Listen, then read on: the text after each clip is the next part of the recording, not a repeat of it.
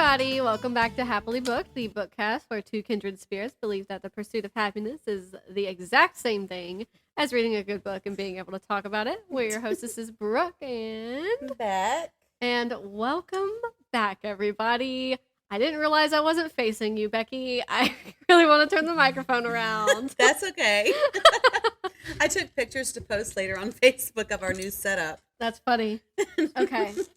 I know, we have a new little setup.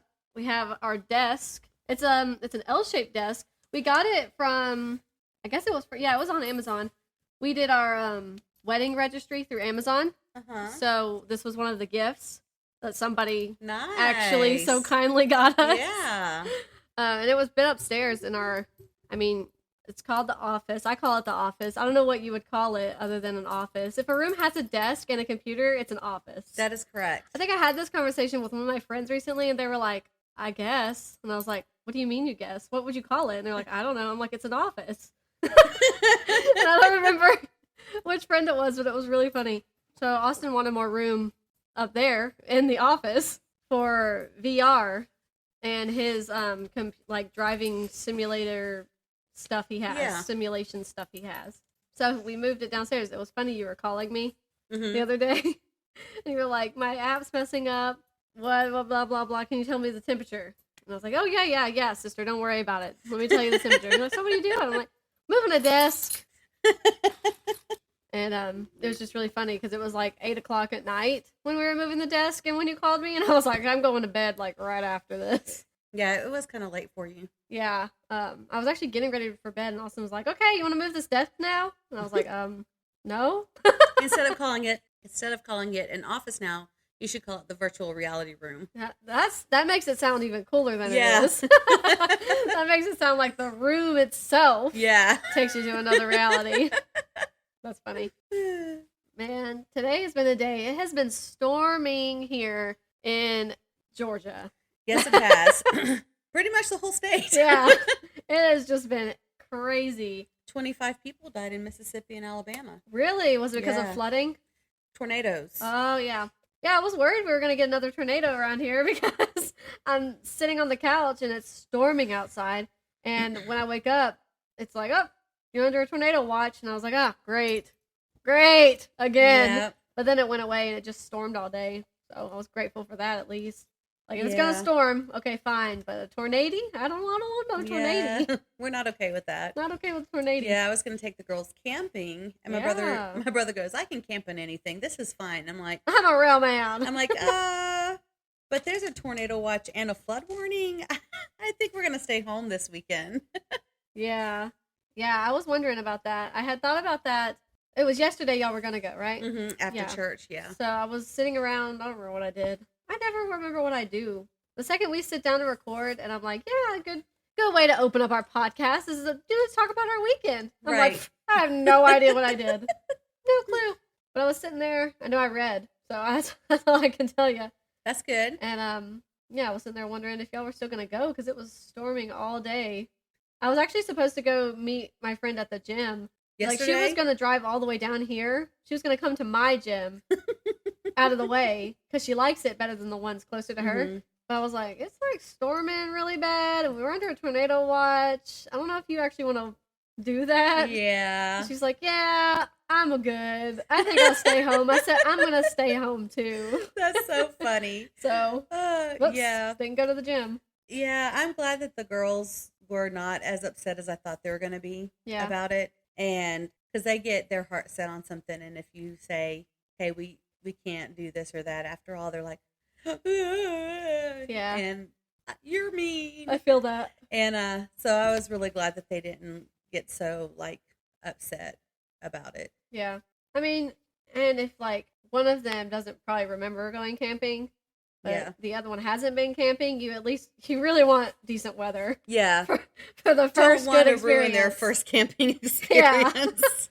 Yeah. don't really want to do that. No flooding, no tornadoes, no coyotes. No. I actually say coyotes, but I like to say coyote.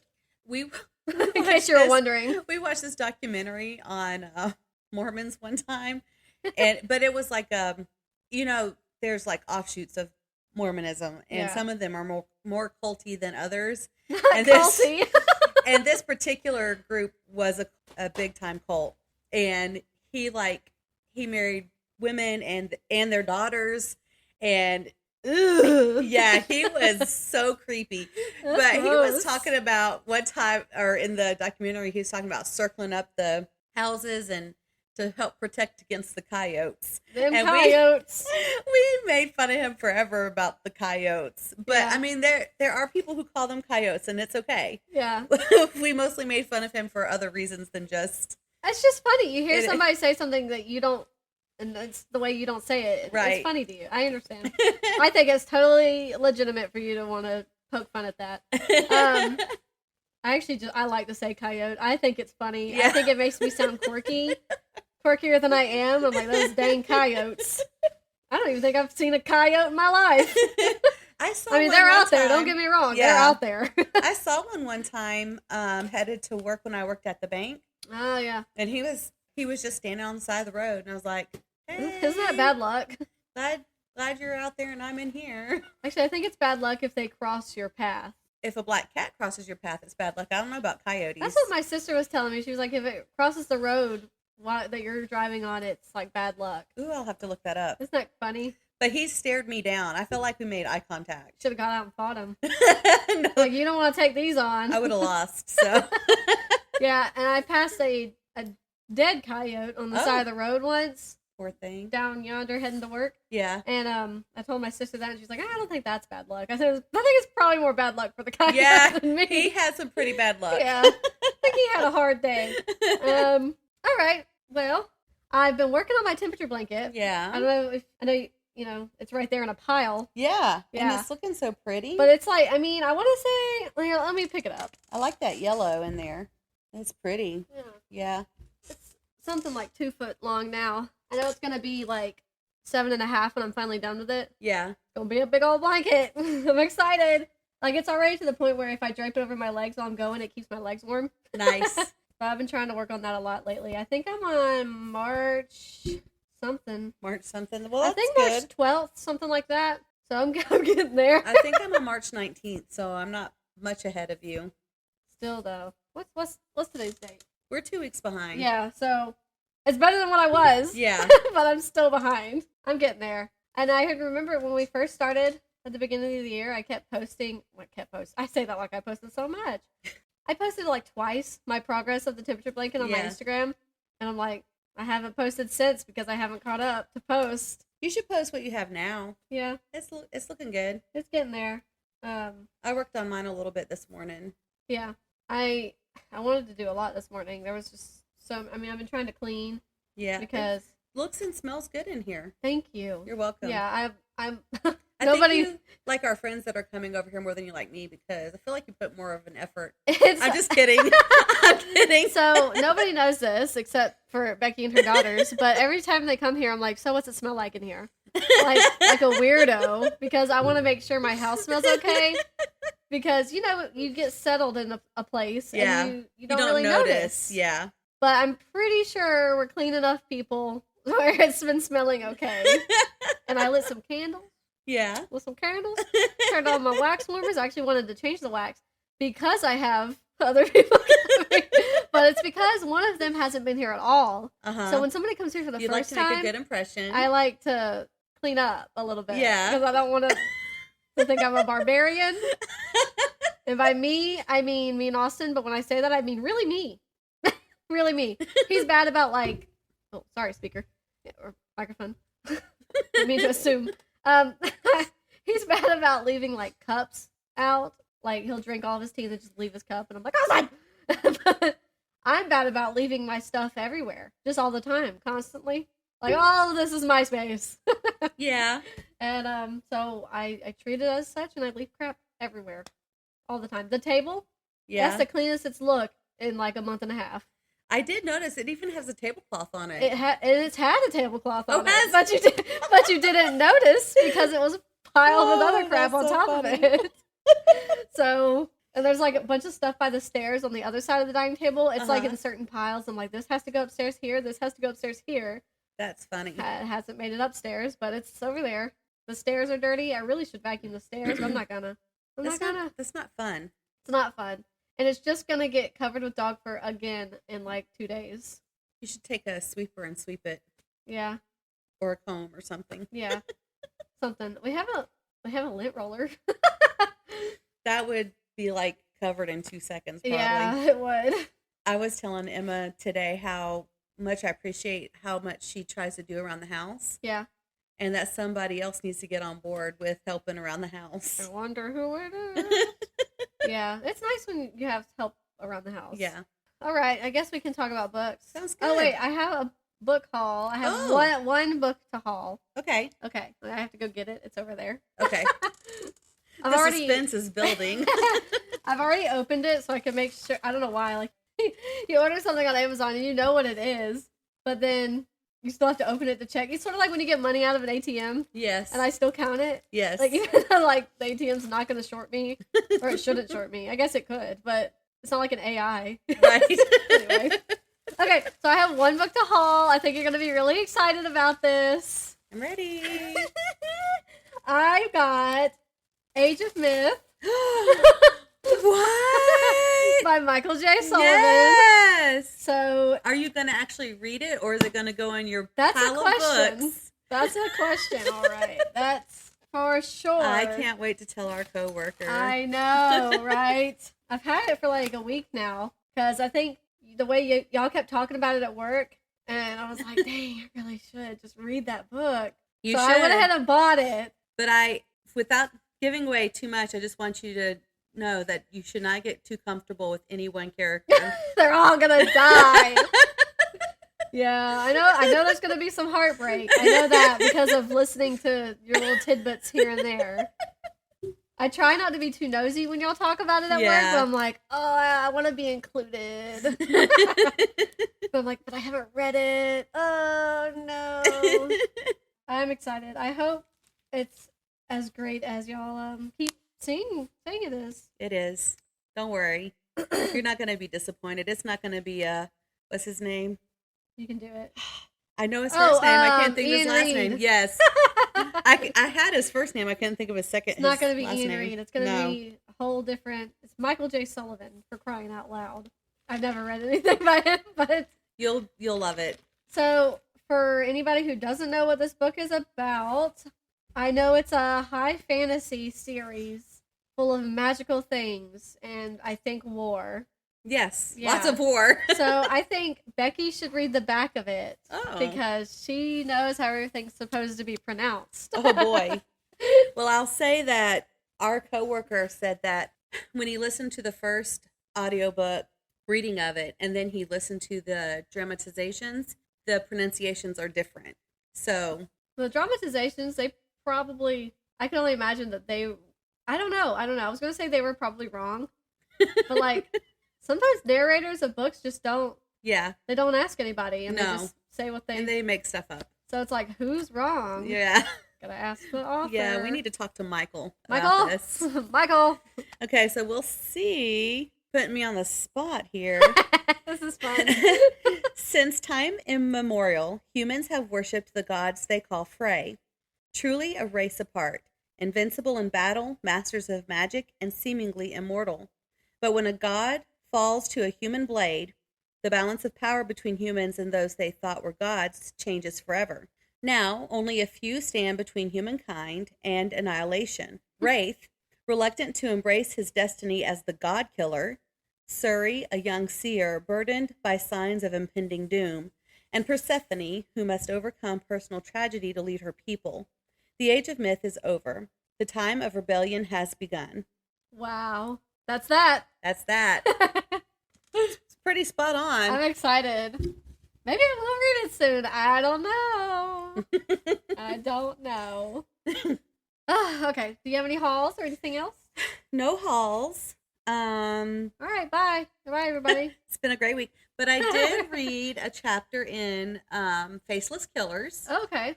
And I did read 2 chapters in Prisoner of Azkaban. Good, okay, I did want to talk a little bit about Prisoner of Azkaban because it's been a while since I've seen the movies. And I have seen them several times. But when I was reading the book, it was funny because it was like, I was reading the part where Ron and Harry are walking back from Quidditch practice back to the castle, and they see Crookshanks at the edge of the tree, and I'm like, oh, this is it. And it wasn't the part I was thinking it was. It's too early still in the story. But I really thought it was the time, where they found out that Scabbers is not really a rat. Yeah. That part's wild. This poor rat. Yeah.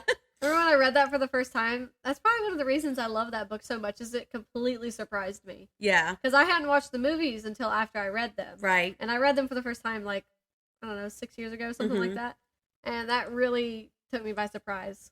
I was surprised in the movies. It was laid out very well. And because I know it's coming, I'm like, I keep looking for it. Right. And I'm ready for it. And also I'm ready for when he finds out the truth about Sirius Black. Yeah. So the part that I just finished reading last night, I would have read farther, but she was ready to go to bed, and we're having trouble getting her to sleep when she's supposed to, so I didn't want to say, but I'm reading, leave the lights on. So we turned the lights off and went to bed, but I'm reading the Quidditch match where Harry makes his Patronus, because there's 3 Dementors there, and they're not supposed to be there. Right. And what's her name? Cho Chang is like keeping on his tail with this, trying to get the snitch. Yeah. But yeah, it's really good. Of course, it's really good, but it's always really good. I cannot wait to get. I don't know why I'm really looking forward to the part about Scabbers being found out, but it's just such I think that's one of my part. favorite parts of the movie. I cannot wait to get to it in the book. Yeah, well, that's when everything starts to hit the fan. Yeah, that's true. That's like the major twist, and I can't wait. And I'm Lupin probably going turns to into a read werewolf. when I go home, so I can.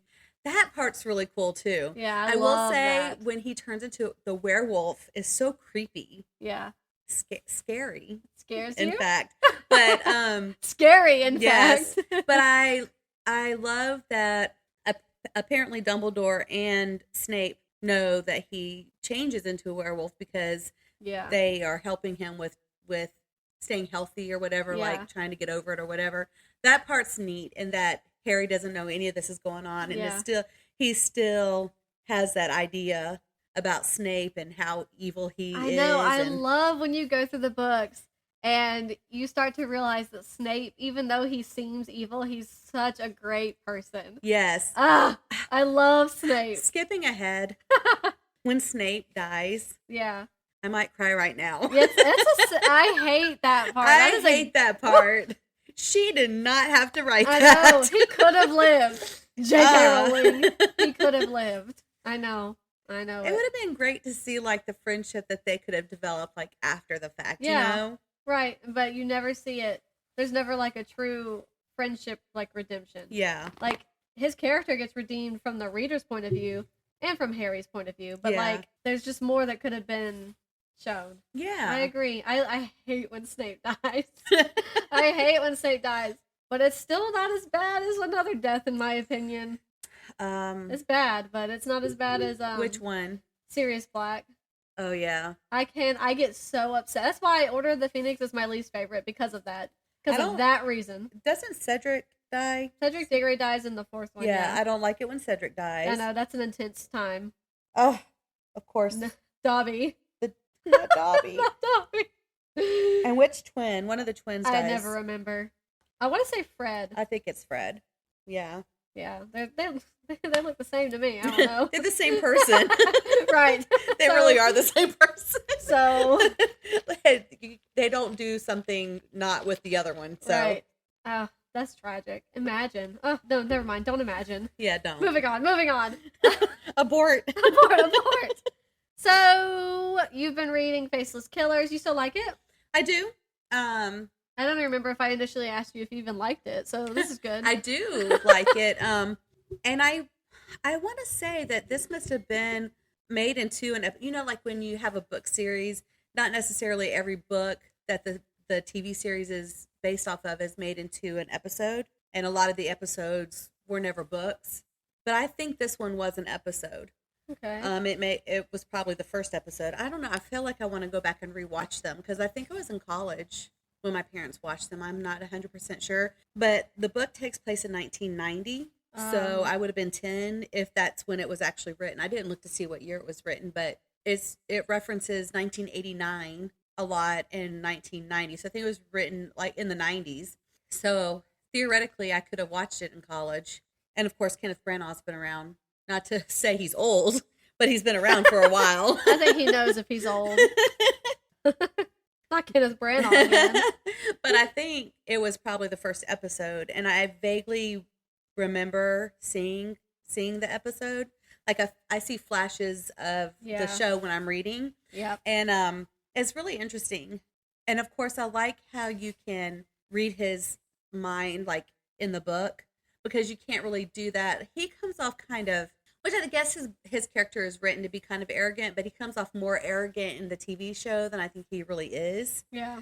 Because you don't get to see what he's thinking. And a lot of things that he's really a depressed man. Things haven't gone the way that he wants them to, and in his personal life. And he's trying not to let it affect his work life. It's kind of sad. Like, his wife left him and he wants her to come home. He misses her and she doesn't want to. Right. And that part is really sad. Like, to see him really just, a lot of people don't fight for their marriage, and to see him like trying to fight for his marriage and her not wanting, not caring at all. Not caring. Is what it seems like. Yeah. And like, it's kind of sad, you know? Like, I don't know. And then to see how it kind of does affect his work, even though he's trying not to let it affect his work. Like, I like the human. You can tell when a character's human. Yeah. You know they're not real, but like, right. It makes you feel like they could be real. They're not written as this superhuman, like. Yeah, they're normal. Yeah. Yeah. They go through normal things that normal people go through. Yes. Yeah, it's fun to when you can actually relate a character to an actual human being. Yes. Human. The seasoning. I love that stuff. Oh my gosh. If you like mysteries, I think that you might like Faceless Killers. If you like mysteries, you might like human. You might like human. So, that's good. I'm glad you're liking it. How far into it, percentage-wise, if you know? I should have plugged it in, but I haven't. But I'm more than halfway through. Okay. But whether that's 52 or 55%. 49. I don't know. It just looks funny. Yeah. Yeah. Okay. Well, cool. That's great. With Prisoner of Azkaban, I'd say I'm probably about 60% through. Yeah. That's good. Good stuff. I can't wait. I should read that series again. You might need your book back. I don't know. Yeah, I'll finish the first two and you'll be like, okay, 20% left in Prisoner of Azkaban. I'm like, well, guess I'll just buy the other box set. So I finished A Court of Thorns and Roses. Yay. By Sarah J. Maas. It was my reread of it. Mm-hmm. I have read the series before.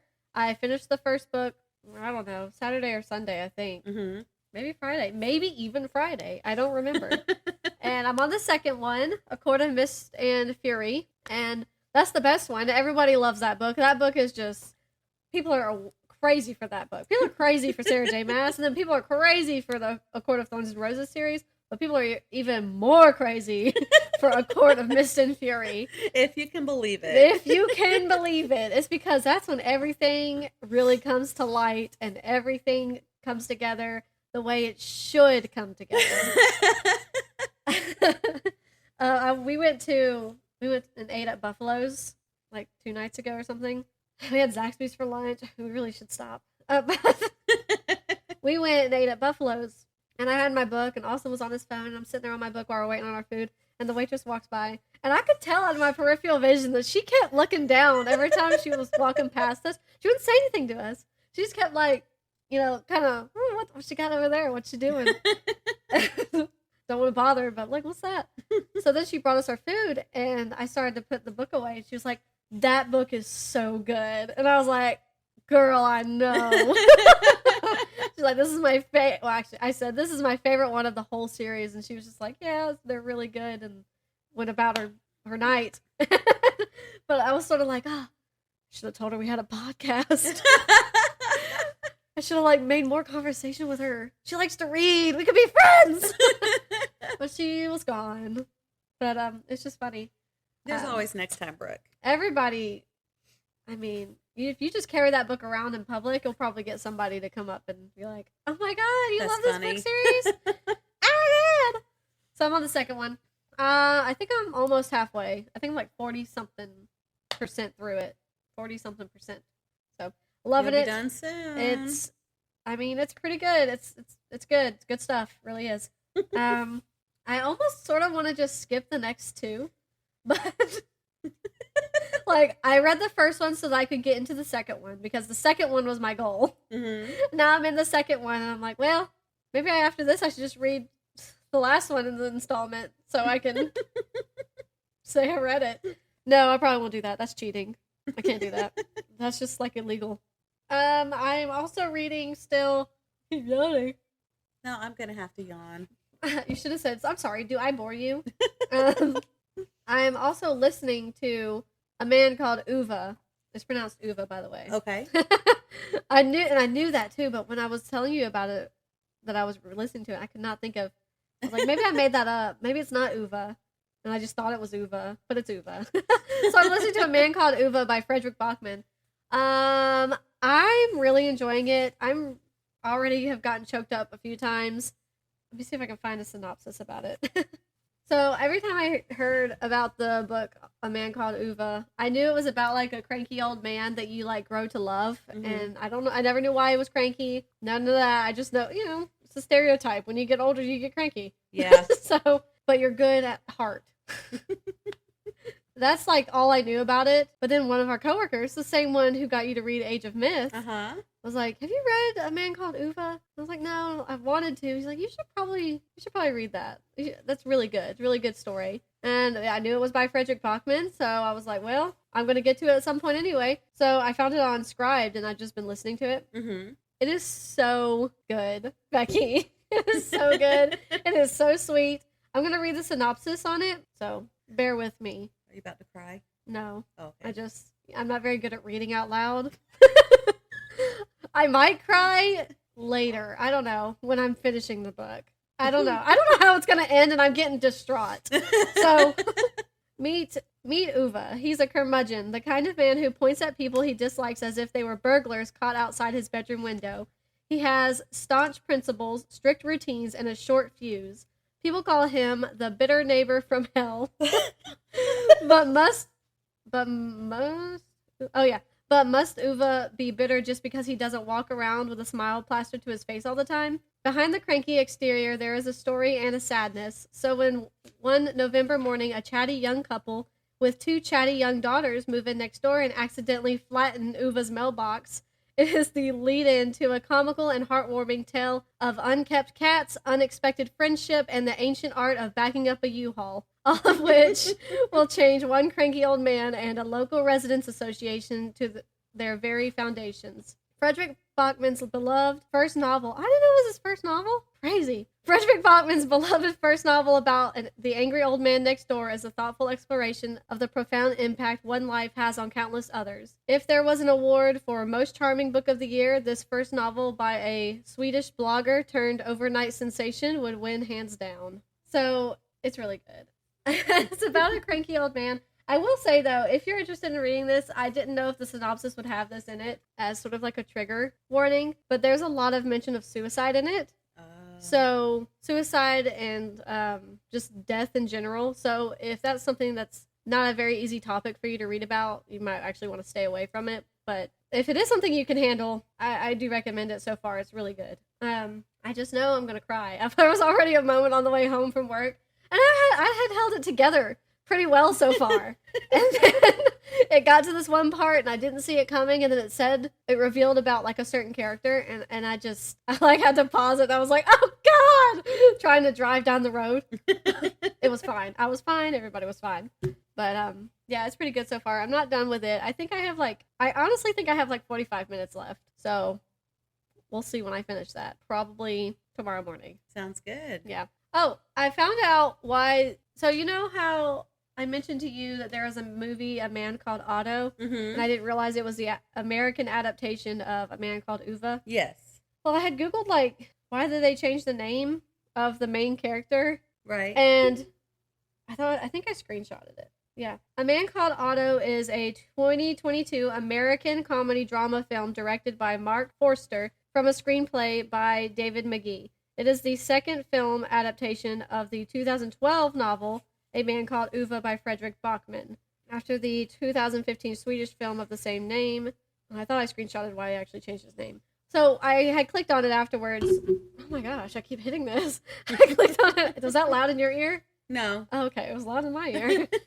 I clicked on that article just so I could see, like, if there was an actual explanation as to why they changed it, or if, like, I don't know, maybe Tom Hanks liked the name Otto. I don't know. Yeah. But the reason was because A Man Called Ove is a story based in Sweden, and A Man Called Otto is now a movie based in America. And so they wanted to change the Swedish name Ove to a more American name Otto. Interesting. I've never met an Otto in my life. Yeah, but... Otto's not really an American name. And I'm like, the author was Swedish. Just make it a Swedish movie. Isn't Otto like German or something? I don't know. Like, I don't know. I don't think that's English. You see, I don't think I've ever read or heard or met an Otto. And like, what's it short for? I've heard the name Otto. It's not short for anything. I mean, that's a name. See, it's got to be German then, or something. Otto, yeah, it's German. Yeah. So I don't know. And I understand, like, I guess if they want to make it, since it's an American film, now it's going to be based in America. If they're going to change, like, okay, it's going to be in America, you know, it's not going to have. But we have, like, America is known for immigration. Right. So, like, so why wouldn't you just keep the name? Just keep his name. I don't, like, the author was Swedish. It was based in Sweden. What's the problem? Like, it's okay if it's in Sweden, but it's a film to America. Right. Like, I don't, whatever. It's fine. I guess they just wanted to make sure more people went and saw the movie. I assume they wanted to make sure they make more money, but I would have watched it regardless. That doesn't make any sense to me. Yeah. But a lot of things Hollywood does don't make sense as to me. We've heard. So especially when it comes to book adaptations. Yeah. That was the reasoning. That was the reasoning that I read, which I did think was sort of stupid, but it's fine. Whatever. We don't make the decisions, so we should, but we don't. People need to consult us first. They really should. I watched the movie adaptation of a book that I read like 2 years ago. It was like probably the first pandemic book I read. It's called Into the Forest. And it's about these two sisters who live with their mother and father in, like, I guess a cabin. I don't know what kind of house it was. But, like, their nearest neighbor's like 30 miles away. Something like that. Like, they live, like, off a national forest or something. So it's, like, completely secluded. And it's in, like, the near future, is what people say, near future. So there's a lot more, like, a little bit more technologically advanced. So, like, in the movie, for example, their phones were, like, clear pieces of whatever, but it was the size of a phone. But it was see-through and, like, everything's touchscreen. Interesting. You just walk into the house and you say lights on, lights come on, which stuff like that. And in the book, unless I'm remembering it wrong, but I'm pretty sure I'm remembering it correctly because it was a pandemic book. Everything goes to crap because this virus starts to kill off everybody. And it turns out these two daughters have to survive all alone. Things happen and they have to end up surviving all alone at their house. And the power goes out. There's no power, no civilization, nothing that they can find. And in the movie, they made it to where it was just a big, like, power outage is what caused everything. It wasn't a virus, which I thought was weird. Yeah. And the virus was introduced, like, later on, but in the book, like, that is why everything happens, is because of the virus. But in the movie, just a big, crazy power outage that lasts a long time, but that causes all these crazy things to happen. Okay. So you were not impressed? I was okay. I honestly think it was a good adaptation. I think it did fine, other than that kind of odd change. Like, you could have just kept it as a virus started, whatever. But I think it did pretty well. I think it was pretty accurate to the book, and I'm glad, actually. In the book, there's this one scene that I was like 80% of the way through the book, and I got to this part, and I was like, this did not have to be in this book. And I don't want to say what it was, but it had something to do with incest. Oh. And I was like,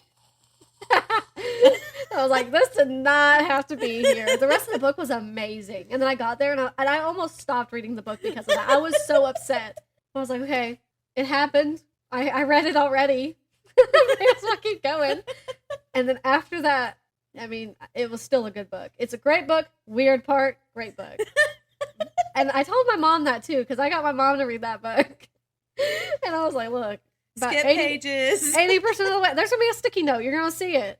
About 80% of the way through, just so you know, this weird moment happens. Don't know why. It could have not happened. and the story would have been completely, I mean, it would have been perfect. But I'm glad they didn't involve that in the movie. It was pretty good, though. Other than those few weird moments, I think it was a pretty good adaptation. That's funny. I also watched the second season of Shadow and Bone. It's on Netflix now, in case anybody's heard. Yeah, it was pretty good. I do think so. The first season was okay. So let me back up. It's based off of a trilogy by Leigh Bardugo, and the first season was the first book. So the second season is the second book. Okay. But from my understanding, it looks like they took the second and third book and kind of mushed it into the second season. Oh. And I think they did all right. And at the same time, Shadow and Bone is also, it's like two different points of views. You're following two different stories. You're following the story of Shadow and Bone, but you're also following her other book series, which is actually just a duology, Six of Crows. But they're in the same universe, same countries. Okay. Same everything. You're just following two different points of view. And I think the way they did that was really good because I'm really enjoying seeing the Six of Crows characters also. Really fun time. So you follow both of that. And then in the second season, it seems like it just sort of wrapped up Shadow and Bone, the trilogy, and sort of changed some stuff at the end, like kind of changed how the trilogy ends.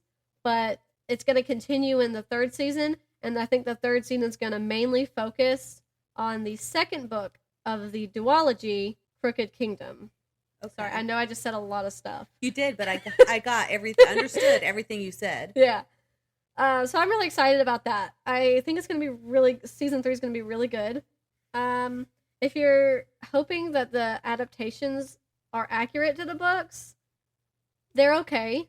They probably could have been a little more accurate, but I think the way they're doing it is very good regardless. If that makes sense.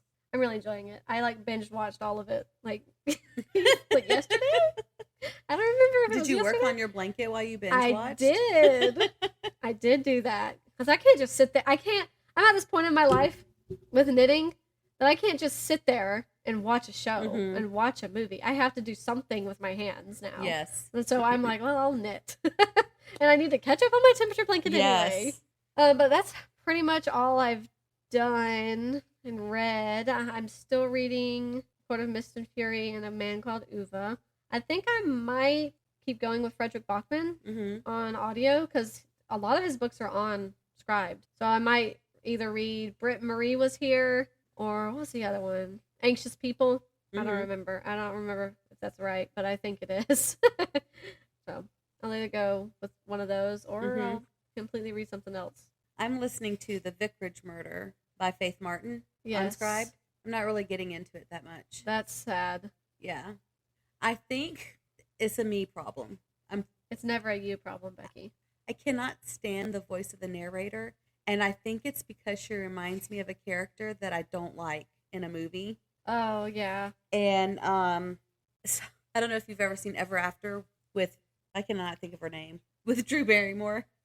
But maybe. It's a Cinderella adaptation, and one of her evil stepsisters has like a very upper crust British accent, and the narrator in this book sounds like her.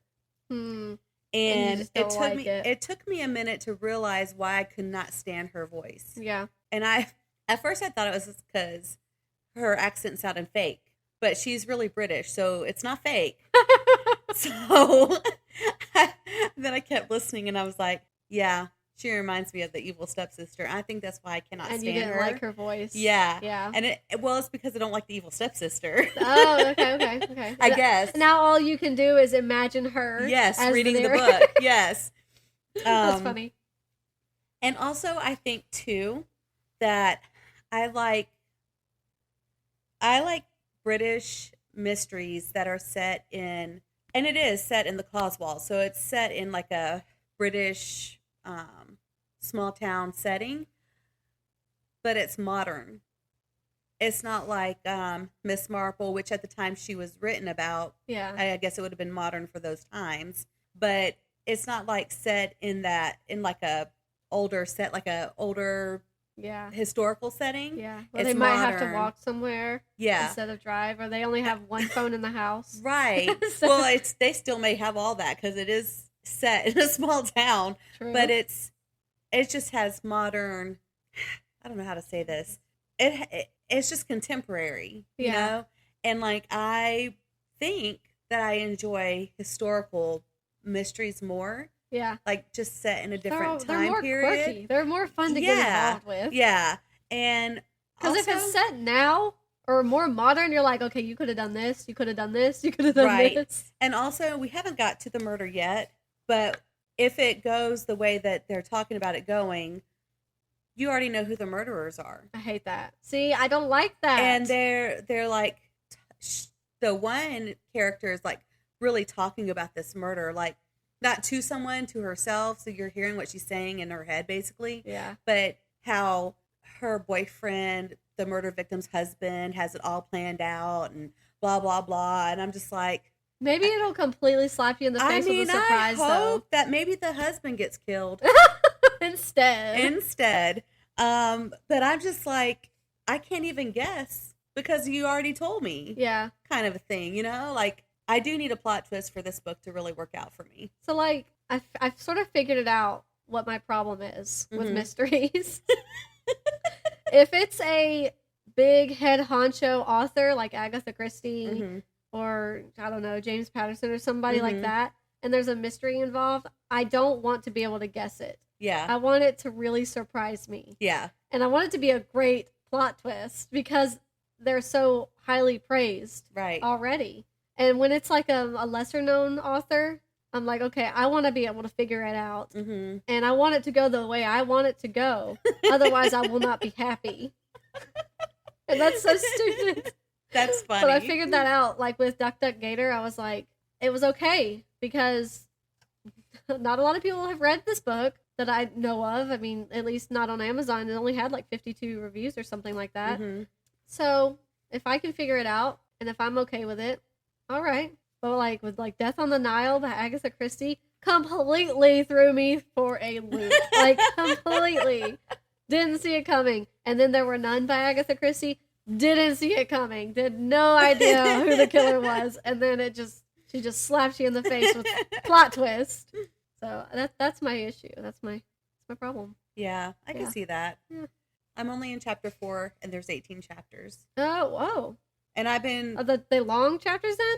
No. Oh. I just haven't been listening to it. How long is the book? 2 hours? I mean, it's probably not even that long. I just got bored. Yeah. Let's see. I mean, if you don't want to read it, don't read it. That's my motto. I feel like I should give it more of a chance. It says I have 6 hours left. Interesting. Might be a mix of like some mostly short chapters, but then some longer ones. Could be. Interesting. I don't know. I don't know why I'm so interested in knowing exactly how long your book is. And well, because you're probably not going to listen to I'm not. Not especially now that you've, been disappointed so far. Yeah. I know you were like at work you couldn't remember the name of it, so all I could hear, you may not have said this, but what I heard was Murder at the Vicar. And I was like, that sounds so familiar. What do you mean? You can't think of who wrote it. And then I looked it up and I was like, the person that came up was Agatha Christie. It's like, you mean to tell me you're reading this? And you're like, no. I was like, oh, okay. I don't know. I think Remy's snoring. She probably is. I think I said Murder at the Vicarage, but it's definitely the Vicarage murder. Yeah, I think that's why I got it backwards. I'm a genius. Yeah, you are. Thanks, Becky. A genius would have uploaded the episode that's supposed to come out today already. Oh, yeah. No. Many geniuses put things off. Thank you. And it's because of their genius that they do that. Yeah. Yes. Yeah. Because they're procrastinators on purpose. They overload themselves with other things. That's what do be happening. Yes. During the pause, we talked about Emma's haul. That's right, we did. And a gift. And a gift. So, yeah, she is. What are you reading? Well, right now she's reading two things. See, yeah, that's what threw me off. She's reading The Tempest by Mr. William Shakespeare. And she started the Wheel of Time series that one of our coworkers talks to us about, and we talked about on the show last week. She ordered this book, and the first one is, what is it? The Eye of the World. That's the first one. And it's so funny because he told me one day about his copy and how it's missing like the first 12 pages or something like that. And I think too that it's missing a few pages here and there throughout the book. Wild. She gets her copy from Thrift Books, and it is missing the first 12 pages. I can't stop shaking my head. I told him about that. He goes, mine is still at home on my shelf. I swear. I would not send her that. I mean, I don't understand.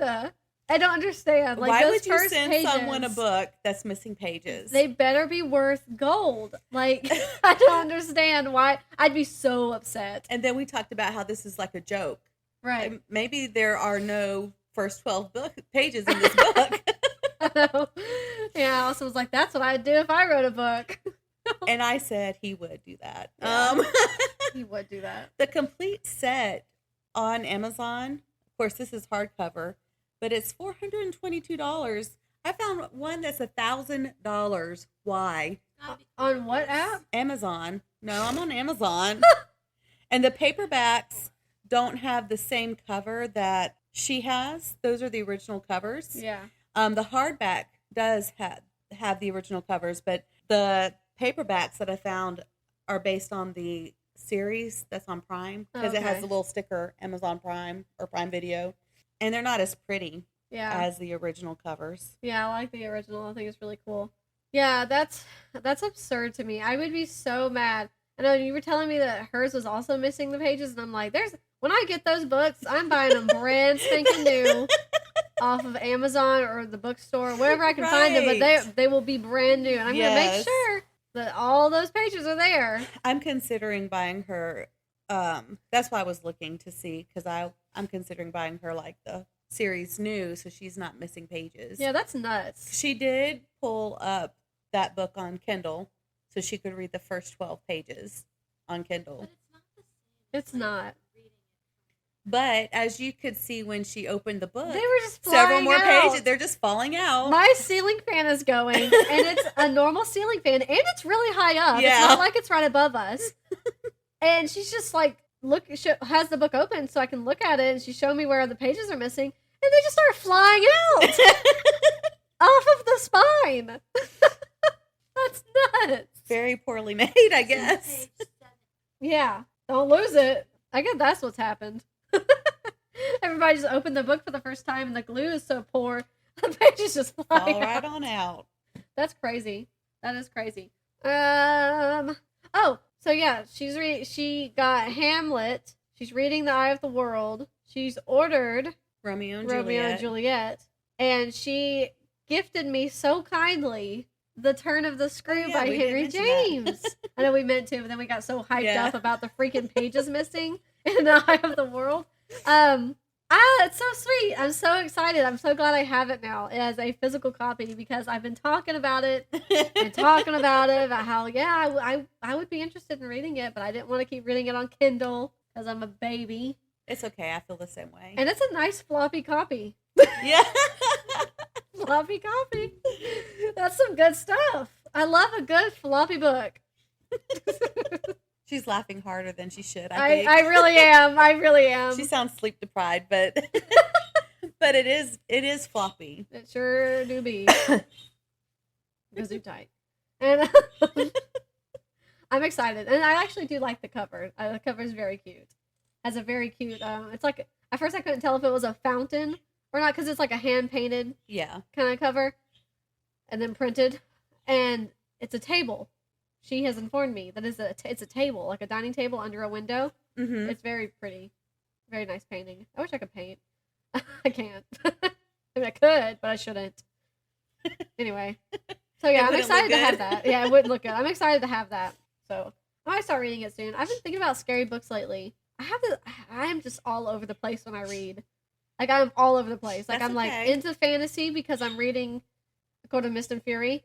And I'm like, okay, I'm going to keep going with the series. And I've been thinking about Age of Myth, and maybe starting that. And then I've been thinking about another fantasy series and maybe starting that. And then I just watched the second season of Shadow and Bone. I keep wanting to say second season of Shadow and Bone.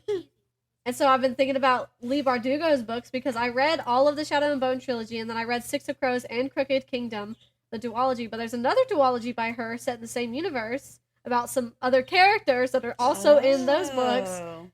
And I'm like, I haven't read those yet, but season 3 might actually touch on those, so maybe I should read them. Leigh Bardugo's pretty good. You hear that bird in there? Cat's behind you, so I know the cat's not bothering him. He's just loud. And then there's also a book called, this word just keeps coming up around us lately. It's called Hellbent. I don't know what it's about.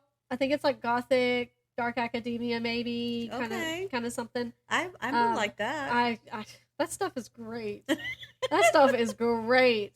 Eat that stuff up.